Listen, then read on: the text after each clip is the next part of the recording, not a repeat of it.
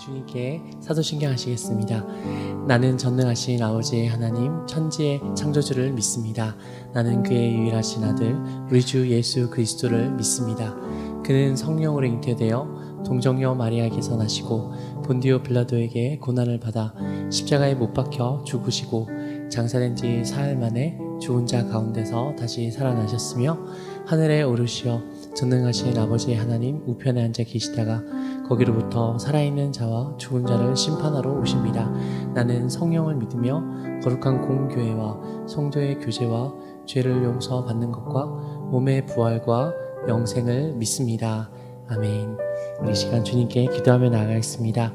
살아계신 하나님께서 쌀쌀한 날씨 가운데서도 하늘의 높음과 우리에게 또한 쉼과 은혜를 주시는 은혜를 허락하여 주셨습니다.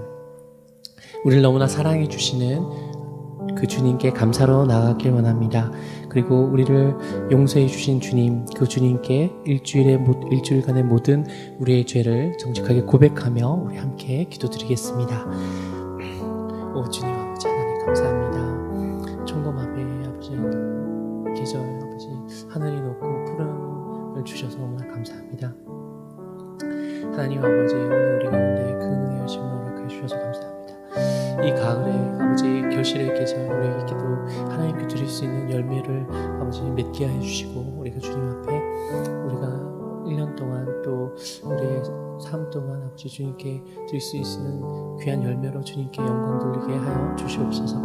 아버지 일주일간에 우리의 모든 죄악을 주님께 고백하며 회개합니다. 하나님 우리를 너무나 사랑해 주시고 우리를 용서해 주신 주님, 우리 죄를 위해서 십자가에서 모든 피와 물을 흘려주신 그 주님 너무나 감사합니다. 우리의 어떤 죄일지라도 우리를 흰눈보다 깨끗게 해주시는 주님의 보혈의 권세를 믿습니다. 하나님 그 은혜를 주셔서 너무나 감사합니다.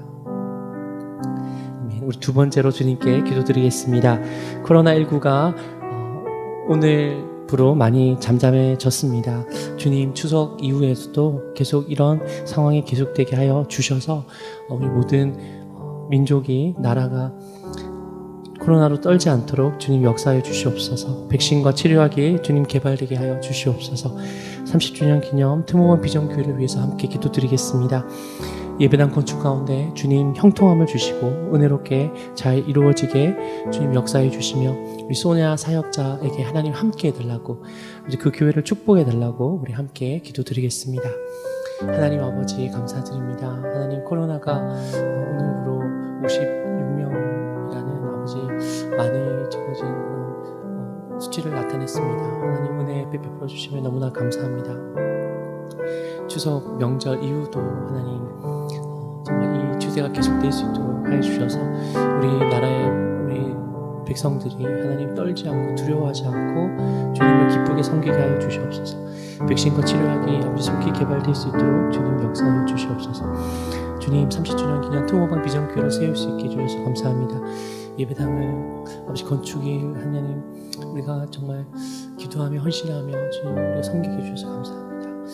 든든하게 서게 해주시고 예배당 건축이 아름답게 튼튼하게 세워지게 하여 주시고 아버지 그 교회를 축복하여 주시옵소서. 우리 마지막으로 주님께 기도드리겠습니다. 오늘 우리들의 각 처소에서 주님께 올려드리는 예배에 성령님께서 기름 부어 주시옵소서. 그리고 우리 예배를 주님께서 기쁘게 받아 주시옵소서. 우리를 위해서 주님의 말씀을 선포해 주시는 우리 담임 목사님 위해서 영육간의 강건하심 위해서 우리 함께 예배와 말씀 위해서 기도드리겠습니다. 오 하나님 아버지 감사합니다. 오늘 우리의 각 처소에서 드리는 예배를 주님 기뻐 힘양하여 주시옵소서. 아버지 담임 목사님 말씀을 대원해 주십니다. 담임 목사님 지치지 않으시고 영육간에 항상 강건함으로 함께하여 주셔서 그 말씀 가운데 큰 은혜 받아서 우리가 일주일 동안도 승리케 하여 주시옵소서.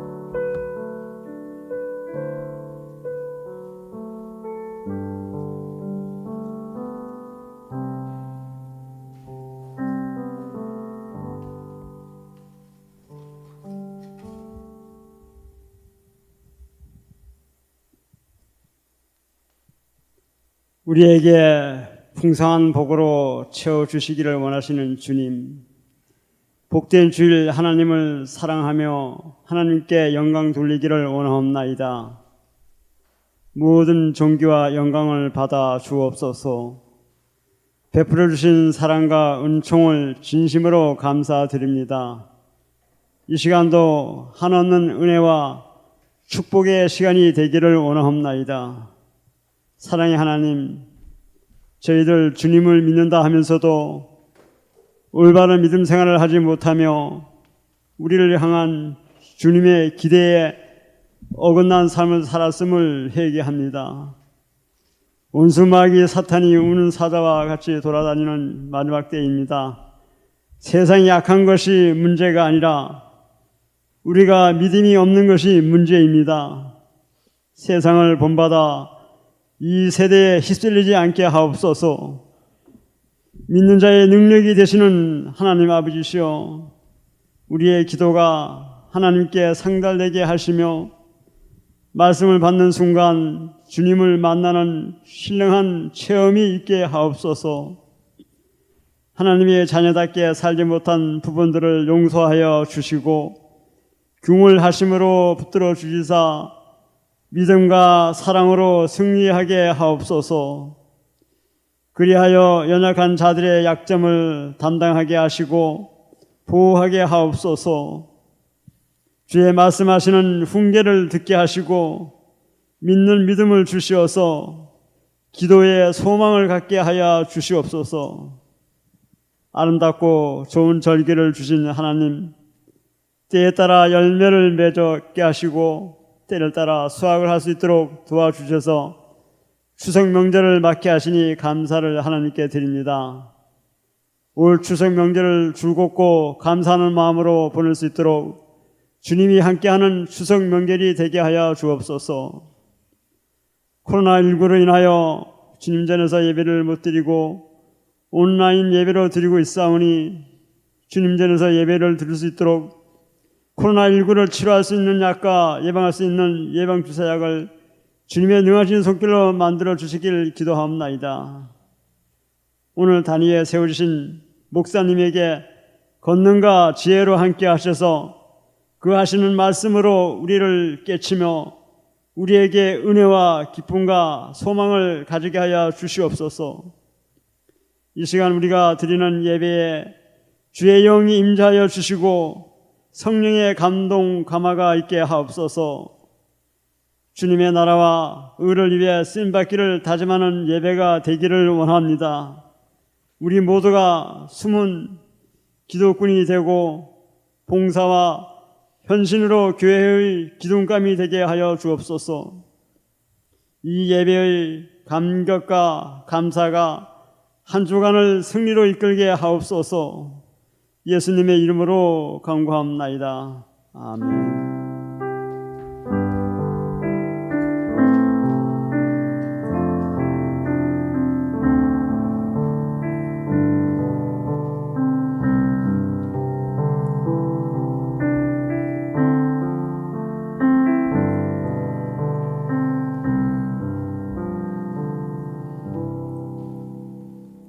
할렐루야. 지금 이 시간에도 각 가정에서 또는 각자의 자리에서 예배의 자리를 마련하신 주의 성도님들 주의 이름으로 축복하며 그 시간 가운데 주의 은혜가 풍성하게 있기를 소망합니다. 사람의 일요를 포함한 이 세상의 어떤 것도 우리에게 영원한 위로와 안식을 줄 수 없음을 고백합니다. 굳건한 반석 대신 신실하신 아버지 하나님을 온전히 의지하는 믿음이 우리들 각자에게 있기를 원하며 은혜로 우리의 삶을 연약함을 채우시는 우리 주님을 찬양합니다.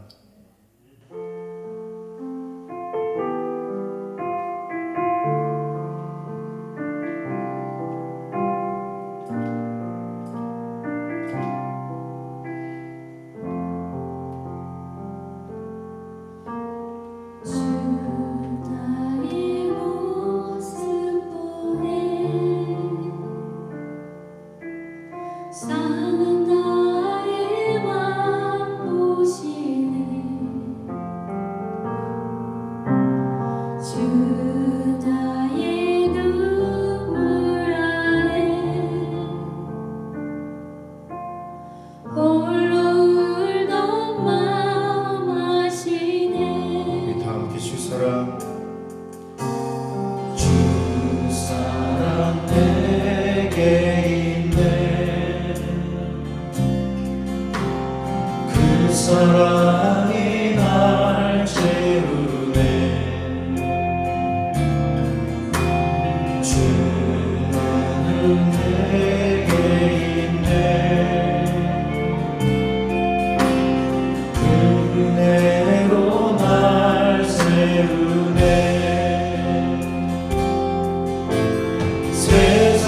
소망 다 사라져가도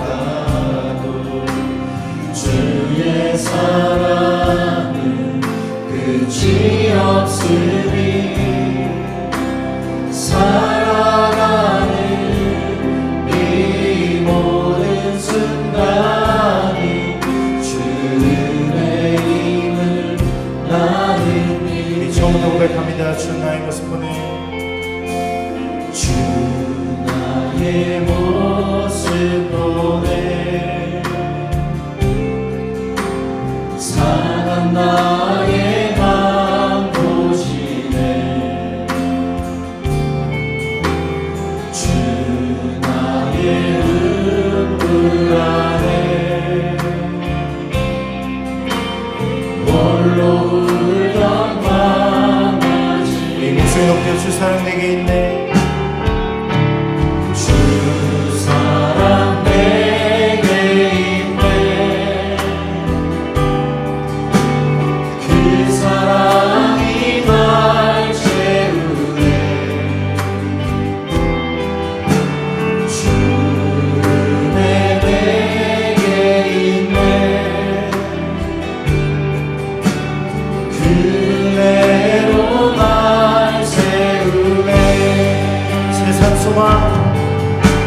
세상 소망 다 사라져가도 주의 사랑은 끝이 없으니 살아가는 이 모든 순간이 주의 힘을 나는 믿네 다시 한번 세상 소망 다 사라져가도 세상 소망 다 사라져가 주의 사랑은 끝이 없으니 살아가는 이 모든 순간이 주의 힘을 나는 믿네 세상 소망 다 사라져가도 주의 사랑은 끝이 없으니 살아가는 이 모든 순간이 주의 힘을 나는 믿네 주의 힘을 나는 믿네 주의 힘을 나는 믿네 주의 힘을 나는 믿네 할렐루야 우리를 날마다 온전케 하시는 우리 예수 그리스도를 찬양합니다.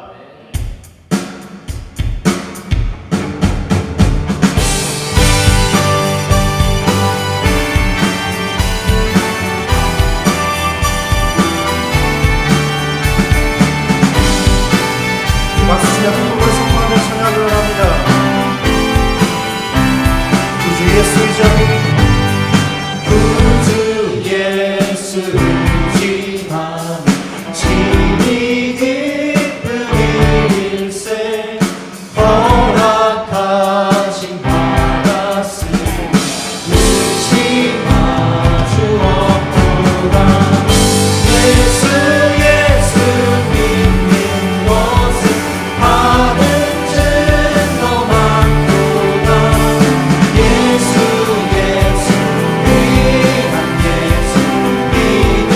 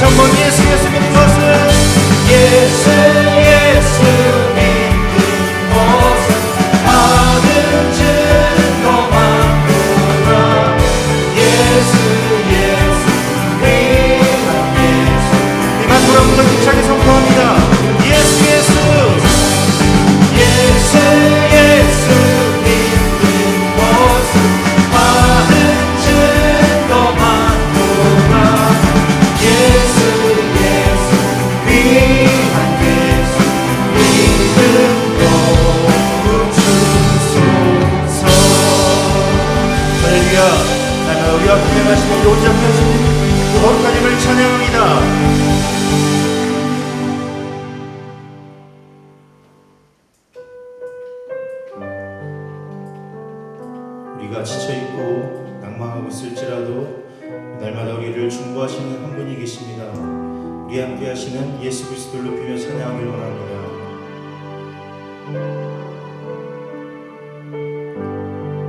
마음이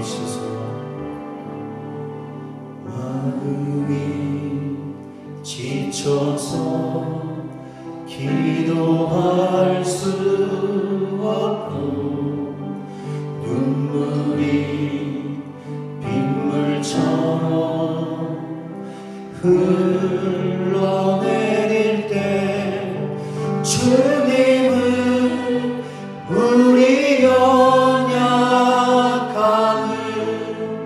아시고 사랑으로 인도하시네.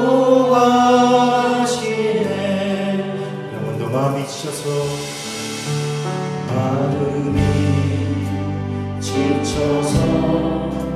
기도할 수 없고 눈물이 빗물처럼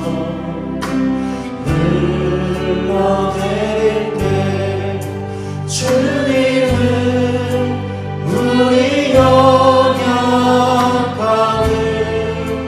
아시고 사랑으로 인도하시네.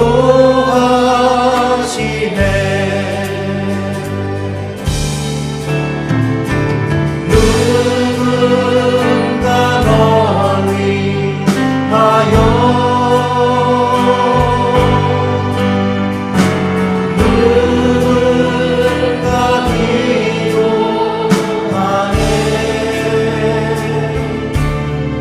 내가 홀로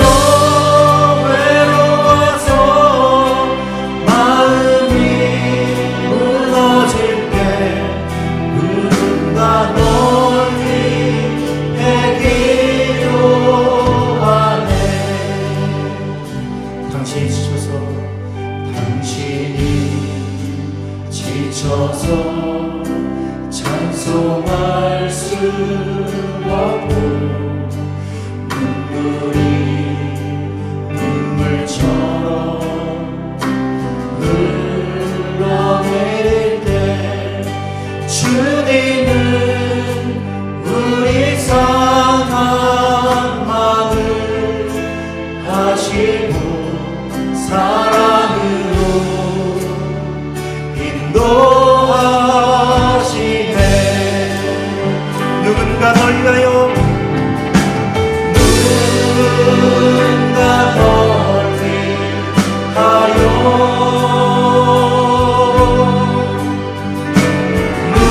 누군가 기도하네.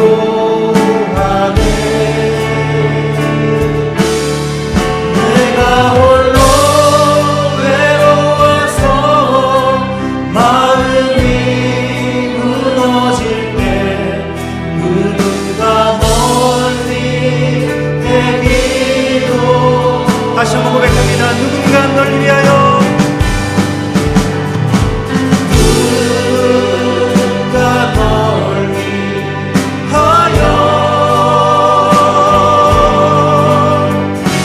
누군가 기도하네.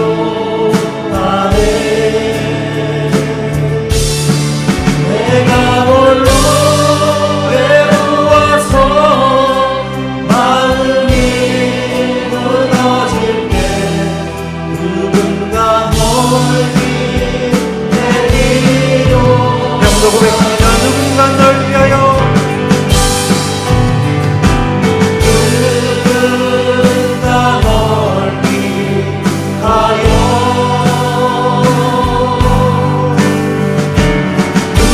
누군가 기도하네. 내가 홀로 외로워서 마음이 무너질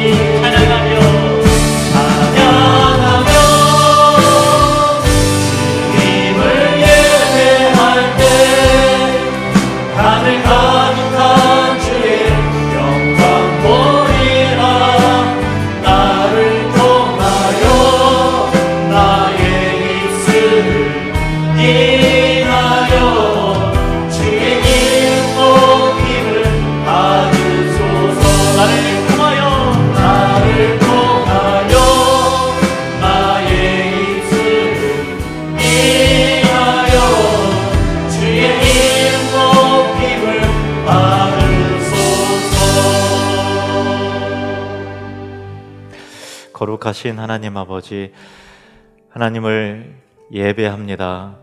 지극히 높으신 하나님을 경배합니다.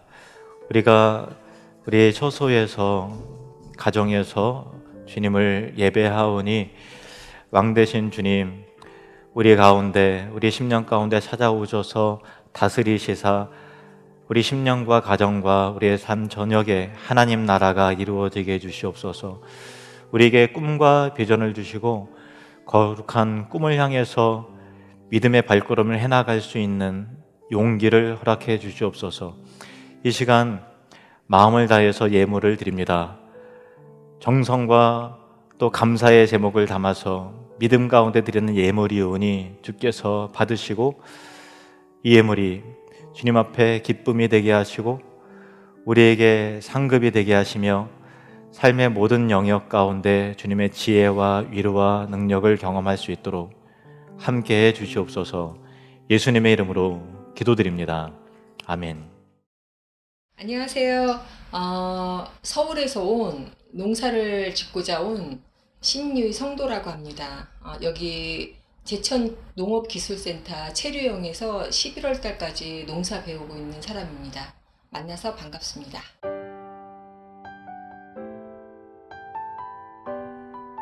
저희가 서울에서 신랑하고 사업을 한 20년 조명기구 제조를 하다가 작년에 이제 그러니까 사업을 접기로 약속을 하고 한 달 정도 트레킹을 한번 해보자, 전국을. 이제 그러면서 이제 둘이 다녔어요. 두 군데를 실은 추격이 돼서 신랑은 서울에서 가까운 제천, 저는 그러니까 서울하고 가장 먼 함양. 그래서 제가 하나님께 기도를 했죠. 어떻게 될지 모르겠다. 근데 중요한 게 이제 교회 선택이 되게 중요한 것 같아요. 저는 이렇게 그러니까 제천 시골이라고 생각해서 그랬는지 몰라도 무슨 이렇게 중소도시 같은 도시에 교회가 이렇게 있길래 시골 교회 안 갔다, 그냥 느낌상. 그러니까 말씀을 가지고 구약 같다, 신약 같다, 막 그렇게 말씀하시는 게 제가 너무 좋았었어요. 아이들이 이렇게 예배 시간에도 그 꼬마가 이렇게 염색한 꼬마 있어요. 왔다 갔다 하는 게 전 너무 좋았어요. 이렇게 아이들이 있고 예배 끝나고 내려오면 마스크를 썼지만 중고등부 아이들이 있었고, 그 다음에 정말 좋았던 건 찬양팀? 오히려 제가 예전에 다녔던 곳은 찬송가를 주로 많이 했는데 CCM 아시더라고요. 너무 찬양을 잘 하시고 마음을 이렇게 여는 그거 참 좋아. 찬양팀 좋았고 되게 따스했고.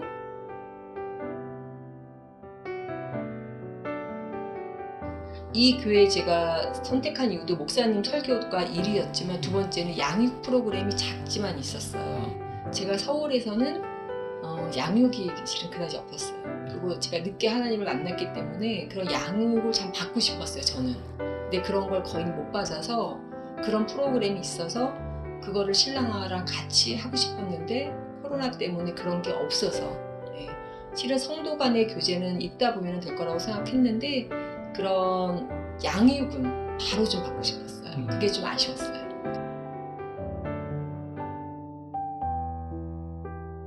서울에서는 보지 못한 논들, 정말 꽃, 이루 말할 수가 실은 없어요. 그래서 전혀 생각지도 않았던 삶을 제가 살지만 하나님이 분명히 농사나 자연을 통해서 저한테 하고 싶은 말이 있을 것만 같아요. 근데 아직도 실은 그건 못 찾고 있지만, 그래서 그냥 하루하루가 감사하고 저는 너무 행복하고 그거에 큰 의미를 두고 그게 감사해요. 네. 그리고 지금까지 몇 개월 이렇게 살아온 거 너무 감사하게 생각하고 있어요. 우리가 그 성전이 교회이긴 하지만 우리 한 사람 한 사람이 실은 교회라고 하잖아요. 그런 의미에서 저는 올해도 내년에도 하나님하고 정말 인격적으로 이렇게 만나는 거, 아직 그건 지금 없지 않았나. 있었으면 제가 많이 바뀌었겠는데, 그래서 그게 가장 큰 소망이고,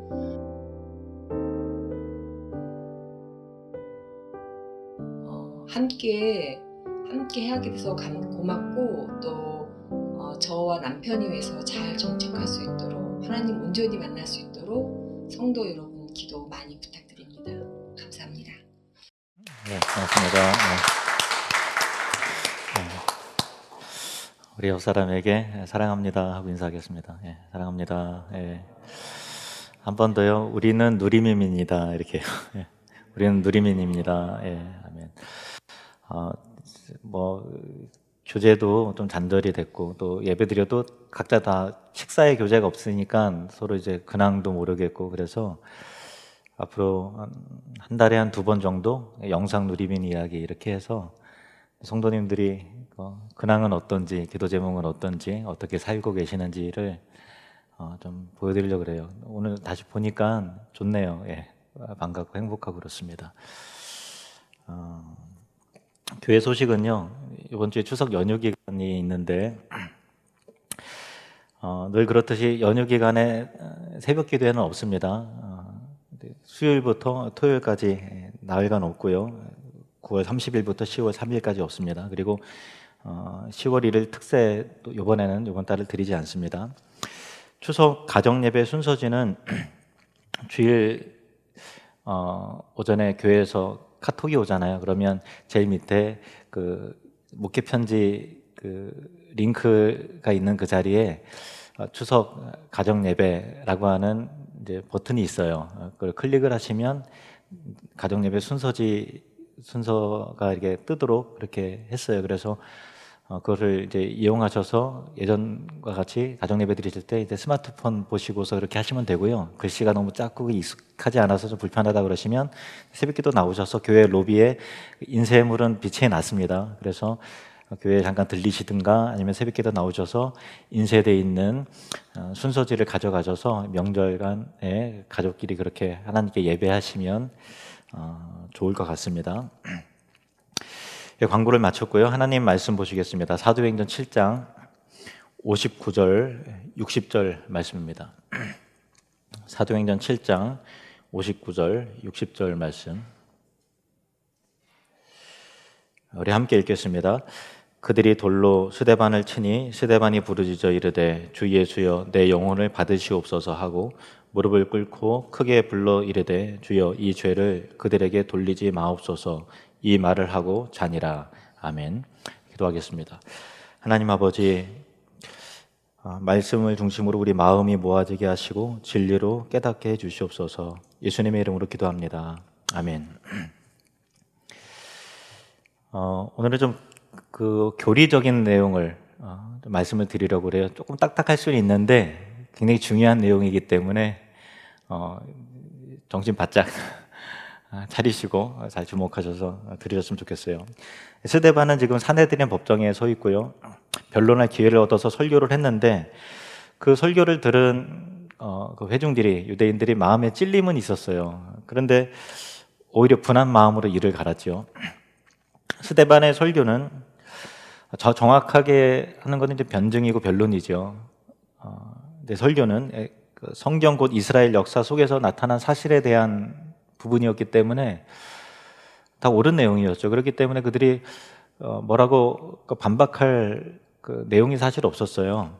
그리고 그들의 종교법으로도 성경에 있는 내용을 그대로 얘기했기 때문에 처벌할 만한 근거도 사실 없었고, 그래서 이를 갈았던 거예요. 불안데 뭐 어떻게 할 수는 없고, 그러니까 이를 뿌득뿌득 갈았는데, 그러나 그들이 스데반을 돌로 치게 되는 결정적인 것은요, 사실은 그 설교 때문에 그런 건 아니었고요. 바로 이것이었습니다. 55절, 56절 말씀 보시면 스데반이 성령 충만하여 하늘을 우러러 주목하여 하나님의 영광과 및 예수께서 하나님 우편에 서신 것을 보고 말하되 보라 하늘이 열리고 인자가 하나님 우편에 서신 것을 보노라 한데, 스데반의 그 환상과 또 본 것을 그대로 말하는 그 발언은 그 유대 교인들의 입장에서는 명백한 신성 모독이었습니다. 그 유대인들에게는 유일신론이 굉장히 강하죠. 그래서 하나님 우편에 인자라고 하는 이가 하나님과 나란히 있다라는 것 자체가, 대등한 위치에 서 있다라는 것 자체가 유일하신 하나님을 모독하는 것을 충분히 보여주는 것이죠. 그 유일하신 하나님 앞에 하나님과 대등한 그 자리에 우편에 인자가 서 있다라고 하는 부분에 대해서 여러분은 어떻게 생각하십니까? 그런데 참 중요한 내용은 하나님에 대해서 우리가 이해를 하고 또 정리를 할 때 하나님은 이런 분이다라고 하는 자기 생각과 편견을 머릿속에 다 지워야 돼요. 다 지우고 자기 생각과 관점을 절대 개입시키면 안 되고요. 성경이 계시하는 대로만 하나님을 믿어야 돼요. 믿습니까? 성경이 말하는 대로, 말하는 그대로, 성경이 어떤 나에는 내가 정의하는, 내 생각엔 하나님 이런 분이야, 그런 건 아무런 소용이 없고요. 성경이 계시하는 대로만 하나님을 믿어야 돼요. 우리 같이 한번 가족분들 저를 따라해 보시겠습니다. 나는 성경이 말하는 대로 하나님을 믿겠습니다. 선서하시면서 나는 성경이 말하는 대로 하나님을 믿겠습니다. 그렇게 꼭 하셔야 돼요. 그게 제일 중요해요. 계시, 하나님, 성경이 꼭 계시잖아요. 계시를 의존해서 우리가 하나님에 관해서 우리 인간에 대해서 알아가는 것이 바른 성경적 지식이죠. 가르침입니다. 성경이 하나님이 유일하신 하나님이라고 말하죠. 하나님의 유일성에 대해서 말하고 있는데, 유일하신 하나님이심을 말할 때는요, 하나님과 같은 신이 없다, 하나님 외에 이 세상의 모든 신은 존재하지 않는다라고 하는 개념이에요. 그러니까 하나님이, 유일하신 하나님을, 하나님의 존재가 단일하신 분, 그분의 위격과 존재가 한 분으로 존재하는 분이라는 것을 말하지 않아요, 성경은요. 그래서 성경적이지가 않아요. 그래서 여기에 이제 위격, 신격 하는 단어는 좀 여러분에게 낯설 건데요. 우리 사람을 인격이라 그러잖아요. 인격이, 우리 각각의 저의 인격이 있고 제 아내의 인격이 있고 독립된 개체잖아요. 독립된 존재고 각각의 인격이 있잖아요. 근데 하나님은 신이시기 때문에 감히 인격이라고 하기가 좀 그런 거예요. 그러니까 신격 혹은 또 위격이라고 표현을 하는 것입니다. 초기 기독교 신학자 중에 터툴리안이라고 하는 분이 제일 처음에 사용했던 그 신학적인 표현인데, 하나님은 처음부터 자기 자신을 드러내실 때 우리라고 하는 이 1인칭 복수로서 자기 자신을 알리셨어요. 성경이 말하는 대로만 믿어야 된다 그렇게 말씀드립니다. 창세기 1장 26절 말씀 보시면 같이 읽을까요? 시작. 하나님이 이르시되 우리의 형상을 따라 우리의 모양대로 우리가 사람을 만들고 그들로 바다의 물고기와 하늘의 새와 가축과 온 땅과 땅에 기는 모든 것을 다스리게 하자 하시고, 우리가 이제 성경을 읽을 때요, 하나님은 유일하신 하나님은 한 분이셔라고 하는 것이 너무 확고하다 보니까 우리라고 하는 단어가 눈에 들어올 때는 그냥 이제 그거를 우리라고 하는 단어 굉장히 중요한 단어인데 아니겠거니 하고서 그냥 넘어가려는 경향이 있어요. 우리 정서적으로 이게 자꾸만 하나님 한 분이신 게 너무 강하다 보니까 그런 건데, 하나님은 자기 자신을 우리라고 이렇게 그 복수의 개념으로 드러내셨죠. 창세기 11장에 보면 바벨탑 사건이 있는데요, 거기서도 하나님께서 이렇게 말씀하십니다. 자, 우리가 내려가서 거기서 그들의 언어를 혼잡하게 하여 그들이 서로 알아듣지 못하게 하자 하시고, 또 이사야서에 보면은 이사야 선지자를 이제 부르실 때 나오는 말씀이에요. 내가 또 주의 목소리를 들으니 주께서 이르시되 내가 누구를 보내며 누가 우리를 위하여 갈고, 그때 내가 이르되, 이사야 선지자입니다. 내가 이르되 내가 여기 있나이다. 나를 보내소서 하였더니. 그러니까 하나님은 분명히 유일하신 하나님이요 한 분이시지만 그분의 존재와 위격이 단일하신 분이 아니며 삼위일체로서 존재하시는 분이다. 그것이 성경에서 말하는 하나님에 대한 존재론적 개념입니다. 이 성명이 충분히 이해되진 않으실 거예요. 그래도 그냥 넘어가겠습니다. 어차피 우리는 하나님을 온전히 이해할 수는 없어요. 우리 인간이 하나님을 온전히 이해했다라고 하면 그 이해된 대상은 하나님이 아니겠죠. 그죠? 예. 또한 구약에서 하나님이 사람의 모습으로 나타나실 때가 있어요. 아브라함에게 이렇게 나타나셨습니다. 창세기 18장 1절 2절 말씀 보시면 여호와께서 마므레의 상수리 나무들이 있는 곳에서 아브라함에게 나타나시니라. 날이 뜨거울 때 그가 장막문에 앉아 있다가 눈을 들어본 적 사람 셋이 맞은편에 서 있는지라. 그가 그들을 보자 곧 장막문에서 달려나가 영접하며 몸을 땅에 굽혀.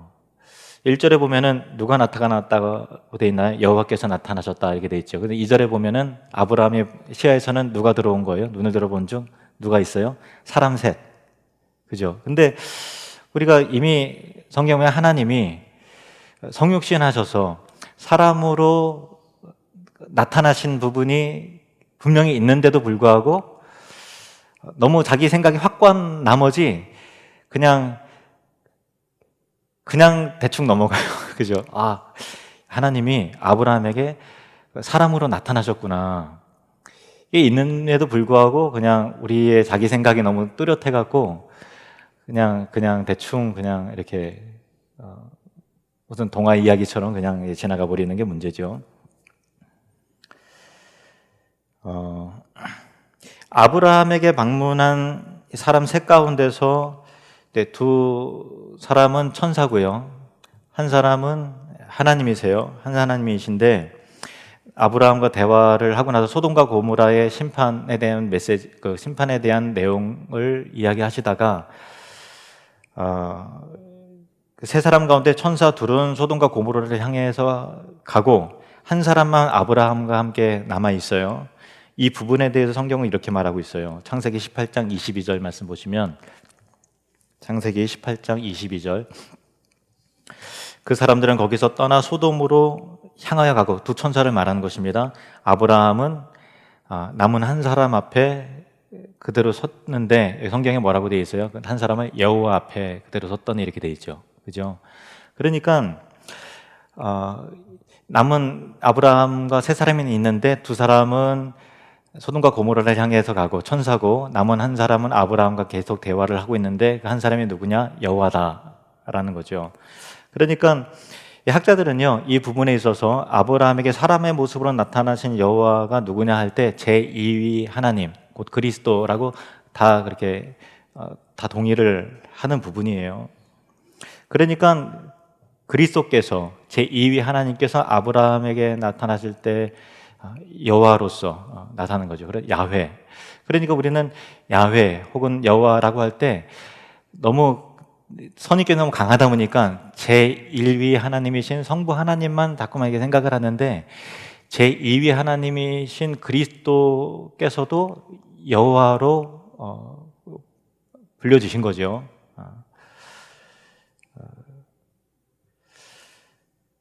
시편 2편에 보면 지금 금방 말씀드린 것은 여호와가 그리스도구나 그 얘기는 아닙니다. 여호와는 하나님 자체를 가리키는데 하나님께서 삼 위로 계시기 때문에 그리스도께서도 포함이 된다 그 말씀인 거예요.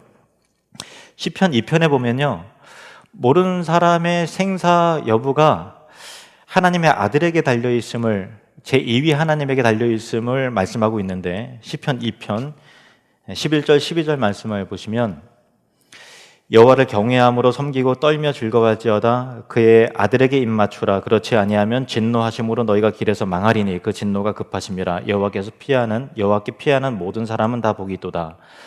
아멘. 그러니까 하나님을 경외함으로 섬기는 것은 곧 그의 아들에게 입맞추는 거예요. 그 아들과의 하나님의 아들과의 관계 여부가 우리가 죽느냐 사느냐가 결정되는 중요한 부분이라는 것이죠. 그리고 그 아들에게 입맞추는 것이 곧 여호와께 피하는 것이다 라는 것입니다. 바벨론 왕 느부갓네살이요. 바벨론 왕 느부갓네살이 자신의 명령에 거역한 이제 다니엘의 세 친구 사드렉과 메삭과 아벳느고를 이제 풀무불에 던져놔죠. 극렬히 타는 풀무불에 던져나면 당연히 타 죽죠. 그런데 느부갓네살이 풀무에 들어간 사람을 이제 확인하려고 보는데 안 타고 있어요. 그런데 분명히 자기가 집어넣은 사람은 사드락, 메삭, 아벳느고 세 사람인데 네 사람이 있는 거예요. 깜짝 놀라서 자세히 보는 거죠. 그 기록이 이렇습니다. 다니엘서 3장 25절 말씀 보시면 왕이 또 말하여 이르되 내가 보니 결박되지 아니한 네 사람이 불 가운데로 다니는데 상하지도 아니하였고 그 넷째의 모양은 신들의 아들과 같도다. 그러니까 느부갓네살이 본 사람은 분명히 사람인데 신성 있는 신들의 아들 같다. 신들이라는 것은 느부갓네살이 이방신을 섬기는 다신론자다 보니까 자기의 관점에서 신성을 가진 그 자를 신들의 아들이라 표현한 거고, 신성이 있는, 사람이지만 신성이 있는, 신이지만 신의 아들과 같은 그런 모습을 본 것이죠. 여기에 나타난 신의 아들도 제2위 하나님 그리스도라고 이해하시면 됩니다. 또 다니엘 7장에 보면요, 다니엘의 환상을 보는데 하나님의 아들 제2위 하나님께서 인자로서 나타나시는데 성부 앞에 나아가시는 것을 보게 되는데요. 다니엘서 7장 13절 14절, 이 부분은 굉장히 중요한 말씀이에요. 신약과 굉장히 연결고리가 강한 그런 말씀인데 같이 읽겠습니다. 시작.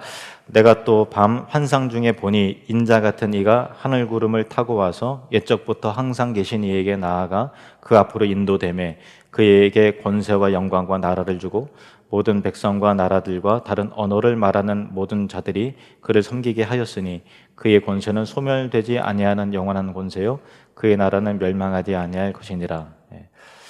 다니엘의 환상을 보는데 이 세상 나라가 막 있어요. 그런데 눈을 들어보니까 하늘에 영원한 나라, 이 세상에 어떤 바벨론이라든가 또 바사고 페르시아라든가 또 여러 나라들, 제국들은 일어나기도 하고 망하기도 하고 절대로 영원할 것 같은 강대국이지만 결국은 쇠락하게 되고, 엄청난 권능과 또 힘을 자랑하는 왕일지라도 또 결국은 누군가에 의해서 죽게 되고 하는 그런 제국의 흥망성쇠가 있는 것 가운데 이 세상 나라와 같지 않은 영원한 하나님 나라를 보게 되는데, 그 영원한 하나님 나라를 다스리는 그런 분의 모습을 보는 거예요. 그런데 여기 본문을 보면은 인자 같으니라고 되어 있죠.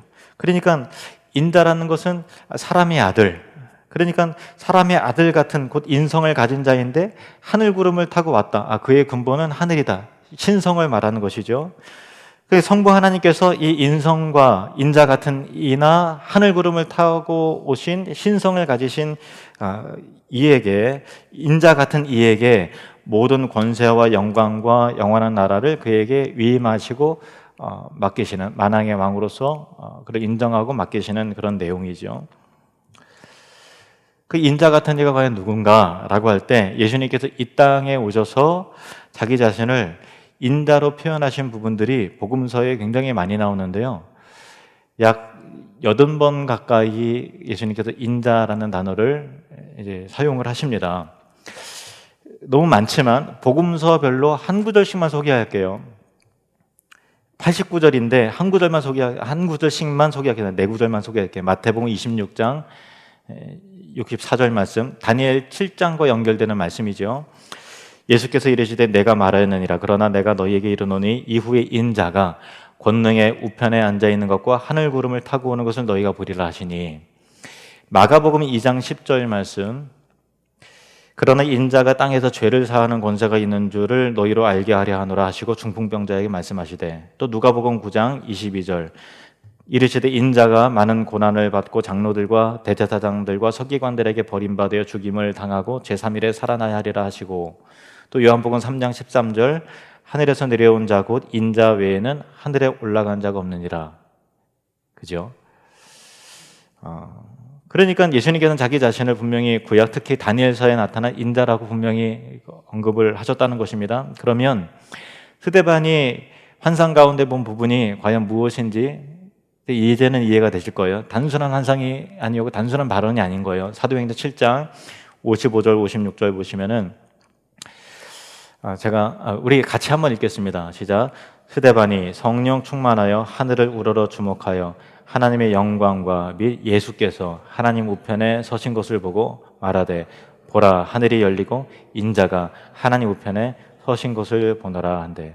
이게 삼위 하나님이 다 등장하죠. 성령 충만했고 하늘을 우러러 주목할 때 하나님을 보았고, 그 예수께서 하나님 우편에 서신 것을 보았습니다. 그리고 나서 사람들에게 이게 본 환상을 그대로 이제 말하는 거예요. 보라 하늘이 열리고 인자가 하나님 우편에 서신 것을 보노라, 이렇게 말하는데, 이게 다니엘 7장에 있는 예언의 성취를 하나님께서 스데반의 눈을 열어서 보게 하신 거죠.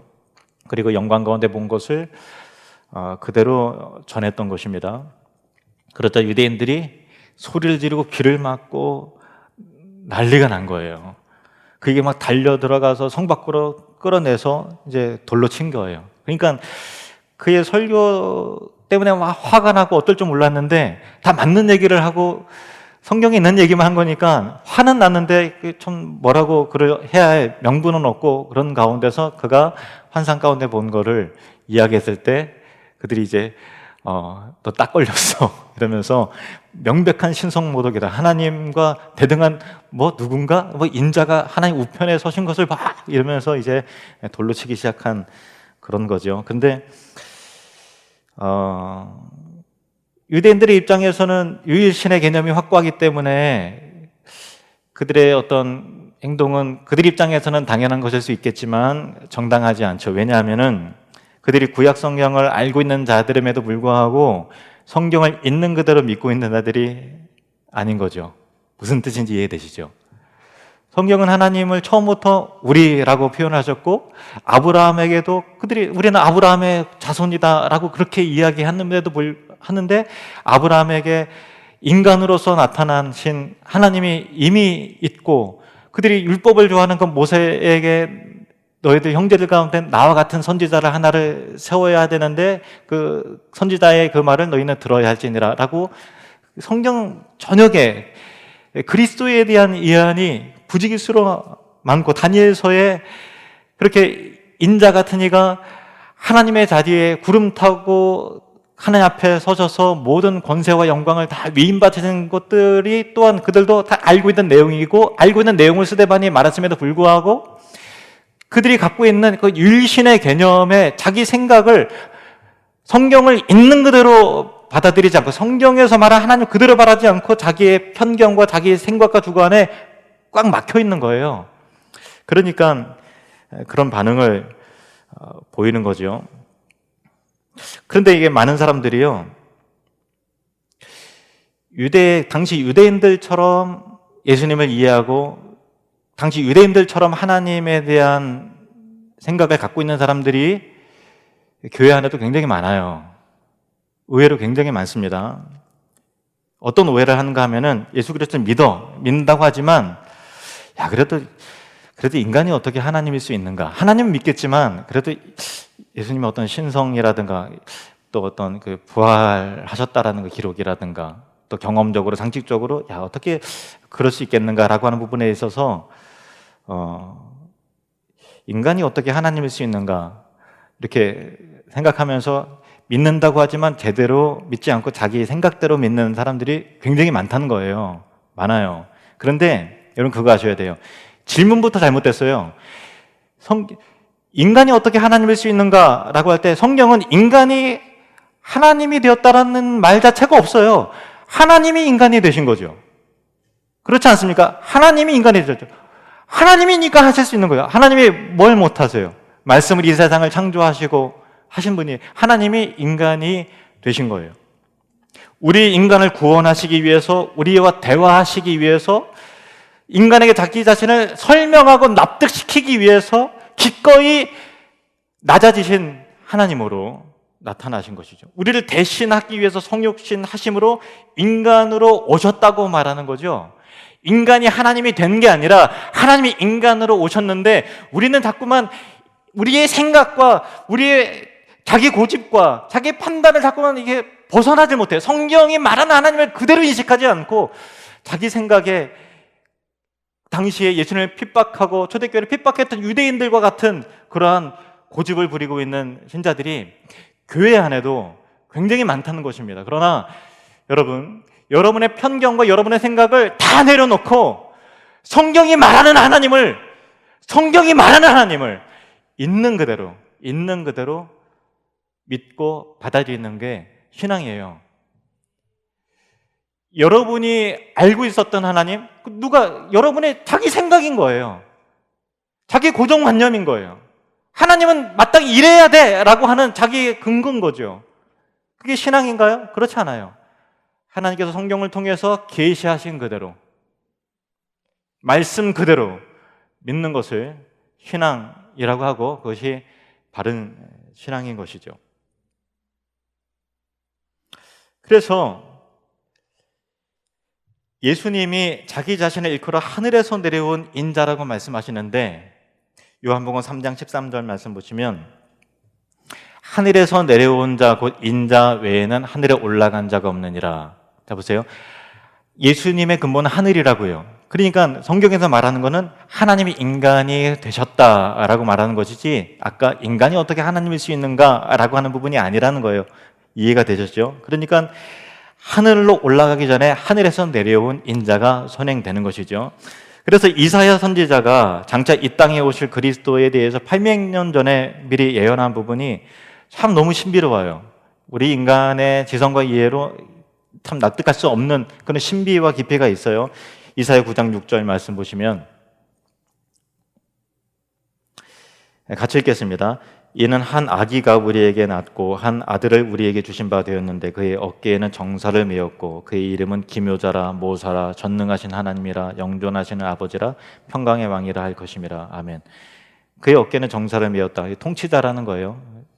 왕이시라는 것입니다. 그의 이름은 기묘자라 모사라 아주 기이하고 놀라운 지혜를 깨우쳐 주시는 분이시다라는 거예요. 그가 전능하신 하나님이다. 하나님이라는 거예요. 그리스도께서 전능하신 하나님이다. 아브라함에게도 여호와로 나타나셨죠. 전능하신 하나님으로. 그리고 영존하시는 아버지라. 아버지와 하나이신 분이시죠. 삼위일체 평강의 왕이라 할 것임이라. 그 예수님의 제자들도 특히 제자들도요. 처음에 예수님을 믿긴 믿었지만 예수님의 신성에 대해서는 온전히 참 이렇게 다 알지 못했어요. 믿고 따르면서 제자가 됐지만 긴가민가했었죠.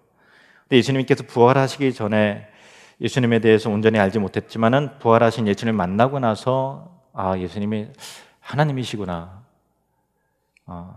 그러니까 그리스도라고 하는 그 개념에 대해서 알고 있었지만 그리스도를 그냥 어떤 그 인간 중에 그냥 한 사람 정도로 그냥 선지자 중에 탁월한 선지자 그런 개념으로만 유대인의 어떤 그 그리스도의 메시아적인 개념에서 벗어나지 못했어요.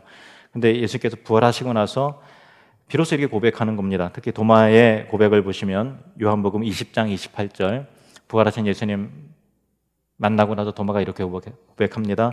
같이 읽겠습니다. 시작. 도마가 대답하여 이르되 나의 주님이시요 나의 하나님이시니이다. 나의 주님이시요 나의 하나님이시니이다. 예수님의 제자 요한 사도가 나이가 들어서 반모섬에 갇힙니다. 그러니까 환상 가운데 예수님을 만나는데 예수님 만날 때 3년 동안 그토록 예수님을 따라다니면서 예수님이 요한을 특히 사랑해서 예수님의 사랑하는 제자 그의 품에 누이고 이렇게 참 이렇게 예수님께서 잘 안아주시고 가까이 대하신 요한인데 근데 요한이 반모섬에서 만난 예수님은요 자기가 갈릴리에서 그토록 친근하고 품에 안겼던 그 예수님이 아니었어요. 신성과 위엄으로 가득한 만왕의 왕이시여 주권자이신 그 예수님을 보는 거죠. 요한계시록 1장 12절부터 19절을 제가 읽겠습니다. 몸을 돌이켜 요한입니다.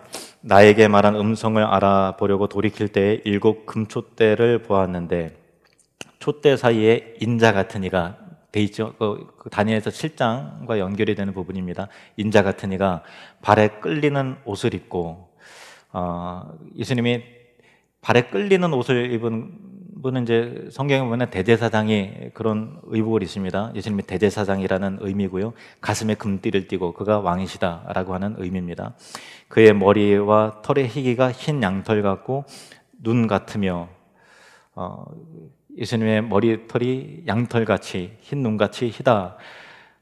백발은 노인의 상징이죠. 그러니까 예수님께서 이 부분은 태초부터 계신 영원하신 하나님이시다 라는 부분을 말하는 것입니다. 그의 눈은 불꽃 같고 전지하시는 것을 모든 것을 감찰하시는 하나님이시라는 것을 말하고요. 15절에 그의 발은 풀무불에 단련한 빛난 주석 같고 강하고 순결한 정복자 심판자를 말하는 거고요. 그의 음성은 많은 물소리와 같으며 많은 물 하면 조금 이해하기 어렵지만 엄청난 그 어떤 분이요, 나이아가라 폭포 앞에 딱 섰을 때 이 많은 물소리가 뭔지 그때 비로소 엄청난 그 압도되는 그 소리에, 야, 이 요한계시록의 많은 물소리가 이런 의미였구나 비로소 깨달았다 그래요. 그 예수님의 신성과 그 말씀의 권위를 말하는, 하나님의 말씀이다라고 하는 권위를 뜻하는 그런 것입니다. 16절에 그의 오른손에 7별이 있고, 교회 주관자를 이심을 말하는 거예요. 그의 입에 좌우에 날선 검이 나오고, 공의의 심판자이시고 진리의 말씀이심을 말하는 거고요. 그 얼굴은 해가 힘있게 비치는 것 같더라. 예수님의 신성, 승리의 메시아이심을 말합니다. 17절에 내가 볼 때에 그 발 앞에 엎드러져 죽은 자 같이 되매. 그러니까 자기가 보통 알고 있었던 그 예수님이 아닌 거예요. 그가 오른손을 내게 얹고 이르시되 두려워하지 말라. 나는 처음이요 마지막이니 곧 살아있는 자라. 내가 전에 죽었었노라. 볼지어다 이제 세세토록 살아있어 사망과 음부의 열쇠를 가졌노니 그러므로 내가 본 것과 지금 있는 일과 장차 될 일을 기록하라. 이렇게 요한계시록이 시작이 되죠. 예수 그리스도께서 알려주신 그 계시의 말씀. 스데반이요, 하나님의 영광과 그의 우편에 서신 그 인자 같으신, 인자이신 예수님을 보는 거죠. 하나님과 동등이신 그리스도, 모든 주권과 왕권과 모든 권세를 받으신 왕이신 예수 그리스도, 우리의 영원한 대제사장이시며 만왕의 왕이시고 진리의 심판자이신, 승리의 메시아신, 전지하시고 전능하신 하나님이신 그 인자이신 주님을 보는 거예요. 그 예수님을 우리가 믿는다는 것은, 우리가 예수님을, 여러분이 예수님을 믿는다는 것은 2000년 전에 계신 성품 좋고 인자하신 참 위대한 스승이시고 성인 중에 한 사람이 그 예수를 믿는 게 아니에요. 그 예수님을 믿는다는 것은 하나님이신 예수님을 믿는다는 거예요. 우리의 구원자이신 예수님을 믿는 거죠. 그러면 그 하나님 보좌 우편에 계신 그 예수님을 믿는다는 것은 이제 지식적인, 신학적인, 교리적인 것을 쭉 말씀을 드렸는데, 그것은 이제 우리가 머릿속에 이제 들어왔죠. 그 믿음을 고백하면 과연 그 삶이, 그 인격과 내용이 그 예수를 믿는다는 것을 어떻게 변화가 되느냐, 어떤 열매를 맺게 되느냐라고 하는 것을 우리가 살펴봐야 되는데, 스데반이 죽는 모습을 보면 이거구나라는 것을 정말 알게 되는 교훈이 있는 것이죠. 사도행전 7장 59절 말씀을 보시면 세 가지 교훈을 찾습니다. 세 가지 교훈을 말씀을 드릴게요. 59절을 같이 읽겠습니다. 시작. 그들이 돌로 스데반을 치니 스데반이 부르짖어 이르되 주 예수여 내 영혼을 받으시옵소서 하고, 부르짖어 주 예수여 이렇게 되죠. 첫 번째 교훈은 뭐냐면, 따라합시다. 우리에게는 부를 수 있는 이름이 있다. 스데반은 지금 가장 곤란하고 억울하고 답답한 순간이었을 거예요, 인간적으로 볼 때. 그런데 그때 스데반은 예수님의 이름을 찾고 불렀죠. 우리의 삶에서 모든 위협이 나를 둘러싸고 있는 그 순간에 여러분에게는 부를 수 있는 이름이 있다라는 것을 꼭 기억을 하십시오. 스데반은 나를 살아가는데 도와줄 능력이 없거나, 또 그냥 위대한 어떤 그 멘토, 참 지혜로운 어떤 현인, 그 이름을 부르는 게 아니라 하나님 우편에 계신 그리스도, 전지하시고 전능하시고 아브라함에게도 나타나셨고 영원전부터 영원까지 계시는 권세자요, 이 세상을 말씀으로 창조하신 창조주요, 심판자이신 그리스도의 이름을 찾고 불렀다는 거예요. 그게 중요하죠. 여러분이 믿는 그분이 누구신가 라는 거죠. 로마서 10장 13절 말씀 함께 읽습니다. 누구든지 주의 이름을 부르는 자는 구원을 받으리라. 한 번 더, 누구든지 주의 이름을 부르는 자는 구원을 받으리라. 아멘. 두 번째 교훈입니다. 사도행전 7장 59절 다시 한번 보시면, 그들이 돌로 스데반을 치니 스데반이 부르짖어 이르되 주 예수여, 이 부분 같이 빨간 글씨 같이 읽겠습니다. 시작. 내 영혼을 받으시옵소서. 두 번째 교훈입니다. 우리에게는 영원한 나라가 있다. 이 땅의 일들이 전부가 아니라는 거예요. 스데반이 스데반의 인생의 신앙의 결론이 결국은 돌 맞아 죽는 거라면 얼마나 제일 억울하고 한심하고 허무하고 실패한 사람이 바로 스데반이죠. 집사직분 받고 별로 일한 것도 없이 바로 돌 맞아 죽을 것 같으면 참 가장 억울하죠. 주를 위해서 충성했더니 소신대로 하나님의 말씀 전했더니 돌 맞아 죽는 것이 그것이 결론이라면 예수 믿는 자가 제일 억울하죠. 그러나 우리는 이 세상의 일들과 죽음이 우리 인생의 종착점도 아니고 결론이 아니라는 것을 우리는 알고 있습니다. 예수님 말씀하셨습니다. 마태복음 5장 11절 12절 말씀. 시작. 나로 말미암아 너희를 욕하고 박해하고 거짓으로 너희를 거슬러 모든 악한 말을 할 때에는 너희에게 복이 있나니 기뻐하고 즐거워라. 하늘에서 너희의 상이 큼이라. 아멘. 12절 다시요. 시작. 기뻐하고 즐거워라. 하늘에서 너희의 상이 큼이라. 스데반이 지금 이러고 있는 거예요. 영원한 것을 보는 거죠. 훨씬 가치 있고 영원한 것을. 영원한 것에 비하면 우리의 삶은 아직 시작도 안 한 거예요. 그죠? 세 번째 교훈입니다. 마지막 교훈인데 60절 말씀입니다. 60절. 시작. 무릎을 꿇고 크게 불러 이르되 주여 이 죄를 그들에게 돌리지 마옵소서. 이 말을 하고 자니라. 주여 이 죄를 그들에게 돌리지 마옵소서. 세 번째 교훈 따라합시다. 우리에게는 용서할 수 있는 능력이 있다. 이 죄를 그들에게 돌리지 마옵소서. 어디서 많이 들어보셨죠? 예수님께서 십자가 위에서 하신 말씀이잖아요. 죽어가는 스데반은 어떤 억울함도 분노도 원망도 없어요. 스데반은 예수님의 마음을, 그 인격을 온전히 지금 품고 있는 거예요. 이 말이 진심인 이유는 그냥 뭐 인사성으로 이렇게 하면 좀 훌륭해 보이겠지, 속은 아닌데 그냥 뭐 그렇게 하는 좋은 사람인 것 같이 보이려는 그런 멘트가 아닌 이유는 이 말을 하고 자니라 이렇게 돼 있잖아요. 그러니까 잠든 거죠. 죽었다, 잠들었다라고 하는 것은 분노에 서려서 복수심에 불타고 이런 상황이라면 보통 사람이면 눈 뜨고 죽죠. 자니라 라고 하는 그 고요한 단어와 안식의 단어를 쓸 수가 없는 상황이잖아요. 그런데 그가 이 말을 하고 자니라 이렇게 돼 있어요. 이런 안식과 평강의 마음이 예수님께서 주시는 용서의 마음을 주셨기 때문에 그런 거죠. 이 죄를 그들에게 돌리지 마옵소서. 누구에게 한 말이냐면은 자신에게 돌을 던지는 사람들에게 하는 거예요. 자기에게 침뱉고 비난하고 모욕하고 거짓말하고 정말 온갖 수치의 오물을 끼얹는 그들에게 자신을 멸시하고 모함한 그런 사람들을 향해서 그렇게 용서의 말을 하는 거죠. 주여 이 죄를 그들에게 돌리지 마옵소서. 여러분, 예수 믿는 자의 가장 큰 능력이 뭔지 아세요? 환상을 보는 거예요? 아니에요. 방언하는 거예요? 그렇지 않습니다. 기도하면 병 고침의 역사가 나타나는 거예요? 그렇지 않아요.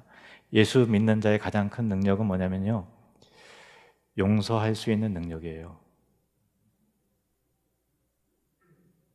여러분, 성경이 말하는 진리를 말씀을 드릴게요.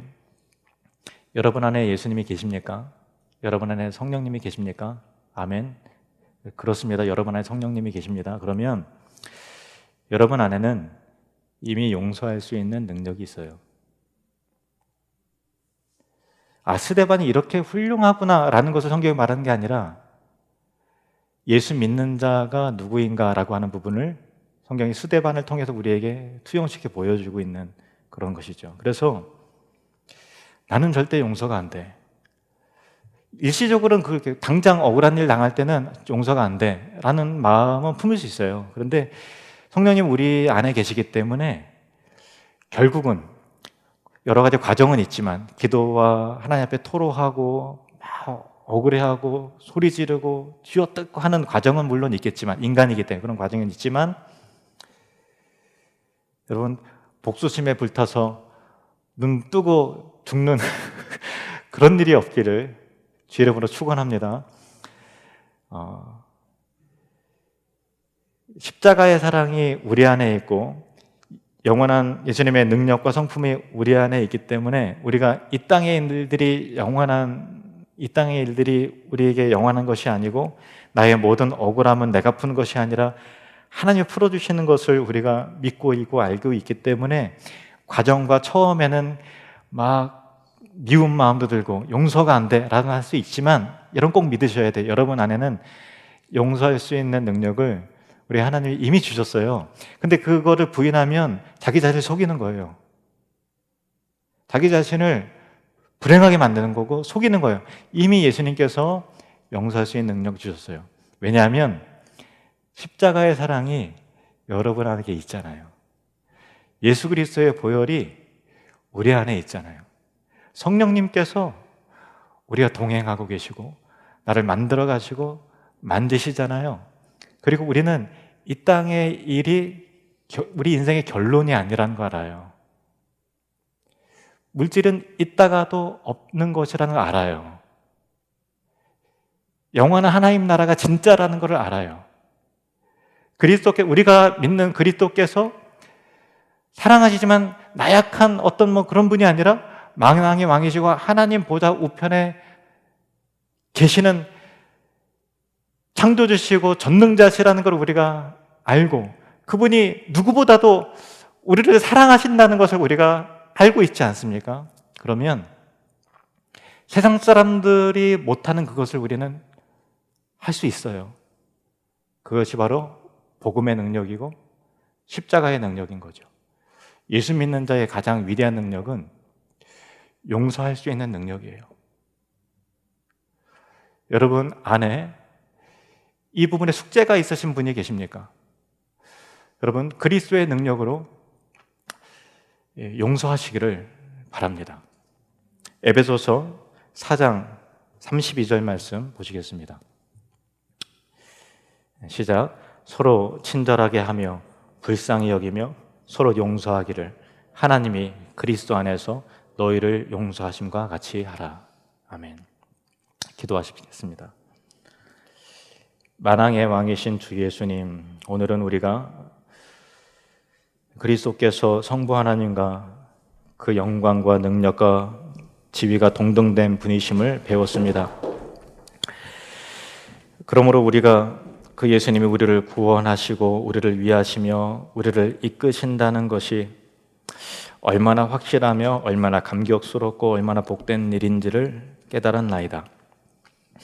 우리도 스데반처럼 다급하고 위험하고 곤궁한 상황 속에서 누구보다 주 예수의 이름을 찾게 하시고 영원한 나라를 소망하게 하시며 예수의 이름으로 용서하며 살게 하시옵소서. 그리고 그의 나라를 소망하며 죽게 하시옵소서. 예수님의 이름으로 기도합니다. 아멘.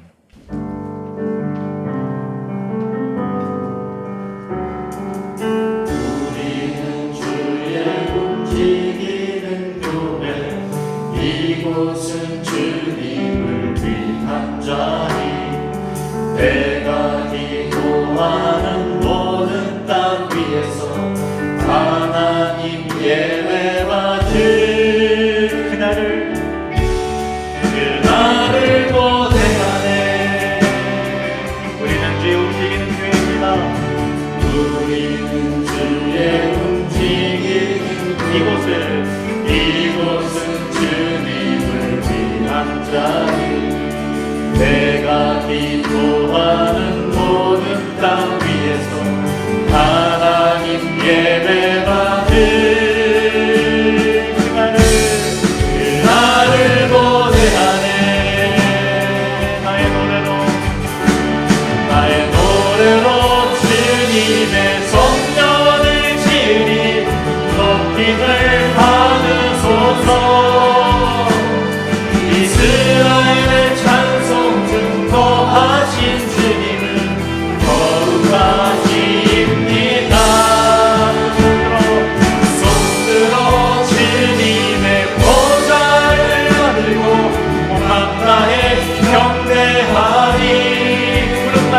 구름 날개 사이에 임하신 것처럼 내